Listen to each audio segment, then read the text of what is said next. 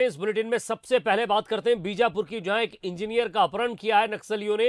Gupta construction के engineer को अपहरण करके ले गए हैं। इंद्रावती नदी पर यह पुल बनाया जा रहा था। जवानों और नक्सलियों के बीच मुठभेड़ की भी यहां खबर मिल रही है। तो बेदरे थाना क्षेत्र का यह मामला है, जहां इंद्रावती नदी पर पुल बनाया जा रहा था और उस पुल में गुप्ता कंस्ट्रक्शन के कुछ लोग काम में लगे हुए थे। ये इंजीनियर भी वहां अपनी सेवाएं दे रहे थे और खबर ये मिल रही है कि नक्सली जिस तरह से सड़क, बिजली, पानी और विकास कार्यों का विरोध करते हैं, उसी तरह का विरोध करते हुए इंजीनियर को किडनैप किया है। हालांकि खबर यह भी मिल रही है कि नक्सलियों के बीच और पुलिस के बीच, सुरक्षा बलों के बीच मुठभेड़ की भी बात सामने आ रही है। और ज्यादा बातचीत के लिए हमारे संवाददाता प्रशांत गजबी हमारे साथ जुड़ रहे हैं। प्रशांत, क्या अपडेट मिल रहा है आपको और क्या जो खबर मिल रही है मुठभेड़ की वो कितनी सही है?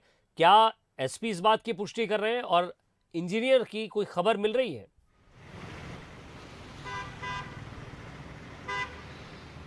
देखिए, इंजीनियर की तो कोई खबर अभी नहीं मिल पाई है, क्योंकि जिस तरीके से जो खबर आ रही है और एडिशनल एसपी शुक्ला ने भी ये इस बात की पुष्टि की है कि नक्सलियों ने वहाँ जो निर्माण कार्य चल रहा था पुल का इंद्रावती नदी के ऊपर, उस जगह पे जो इंजीनियर कार्यरत था वो उसको नक्सलियों ने अपहरण कर लिया है। और अपहरण करके ले जाने के वक्त जवान भी वहाँ पर सर्चिंग पर निकले हुए थे। उस दौरान वहाँ पे मुठभेड़ भी हुई है, कुछ राउंड फायरिंग हुई है, लेकिन जंगलों का आड़ लेकर जो है नक्सली वहाँ से भाग निकले। फिलहाल इलाके की सर्चिंग की जा रही है और जो इंजीनियर है वो अभी तक लापता है।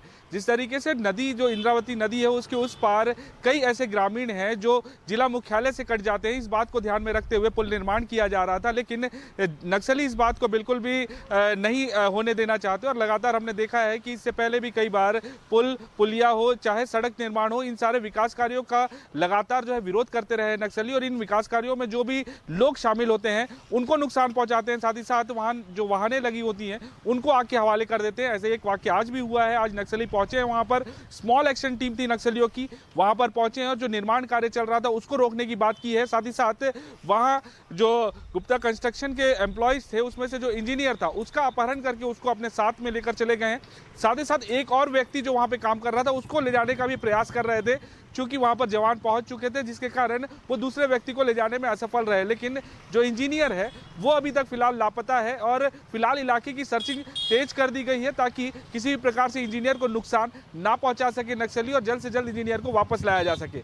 लेकिन सबसे बड़ा सवाल यह है कि उन इलाकों में जिस तरीके से पुल निर्माण हो या सड़क निर्माण हो, कोई भी अगर काम होता है तो बिना पुलिस की सुरक्षा के नहीं होता है। तो वहां मौके पर जब नक्सली पहुंचे तो उस दौरान पुलिस बल या पुलिस जवान क्यों तैनात नहीं थे?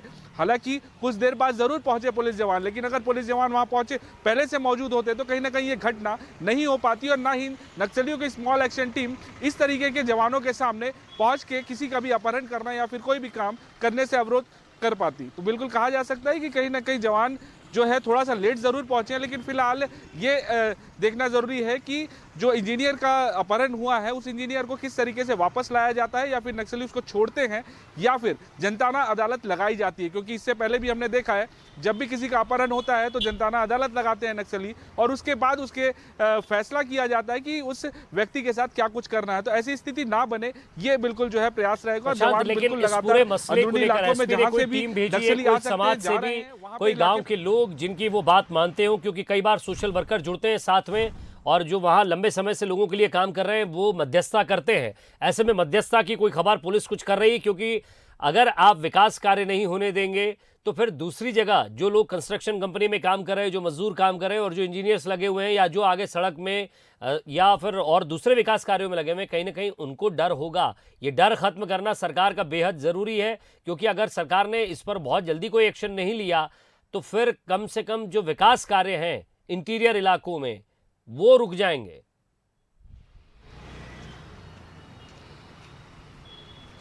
जी बिल्कुल विजय, विकास कार्य रुक जाएंगे। यही वजह है कि अंदरूनी इलाकों में कैंपों की संख्या काफ़ी बढ़ा दी गई है और कैंप काफ़ी होने के कारण जवान भी तैनात है। और किसी भी विकास कार्य को जब किया जाता है, सड़क हो, पुल पुलिया हो या फिर अन्य किसी भी प्रकार के कार्य हो सरकारी, उसके लिए जवानों को वहाँ पे भेजा जाता है रोड ओपनिंग पार्टी के तौर पे सुरक्षा देने के लिए, ताकि जवानों के सुरक्षा के बीच में सारे काम पूरे हो सके।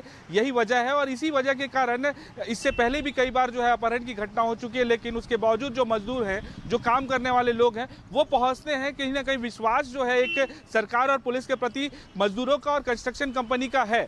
लेकिन इस बीच कहीं ना कहीं एक चूक हो जाती है और उस चूक के वजह से इस तरीके की घटना होती है। क्योंकि अगर विकास कार्य हो रहा है, पुल पुलिया का निर्माण हो रहा है, तो वहां पे पुलिस को मौजूद होना चाहिए था रोड ओपनिंग पार्टी और सुरक्षा के लिए, लेकिन पुलिस वहां पर मौजूद नहीं थी। ये एक चूक बिल्कुल सामने आई है, जिसकी वजह से एक इंजीनियर को अपहरण करने में नक्सली सफल हुए हैं। और फिलहाल उसकी स्थिति अभी क्या है और वो जंगल में है या उसको छोड़ दिया गया, ये कुछ अभी नहीं पता है। लेकिन अब मामला बहुत अभी का है, तुरंत में किसी प्रकार से कोई समाज सेवी या फिर किसी प्रकार का कोई अलग रणनीति अभी तैयार हुई है। आप नजर बनाए रखिएगा ये प्रशांत, आपसे नजर इस पर बनी रहे आपकी, हम आपसे लगातार अपडेट लेते रहेंगे। तो बेदरे थाना क्षेत्र का मामला है, जहां गुप्ता कंस्ट्रक्शन कंपनी के इंजीनियर को नक्सली बंधक बनाकर अपने साथ ले गए।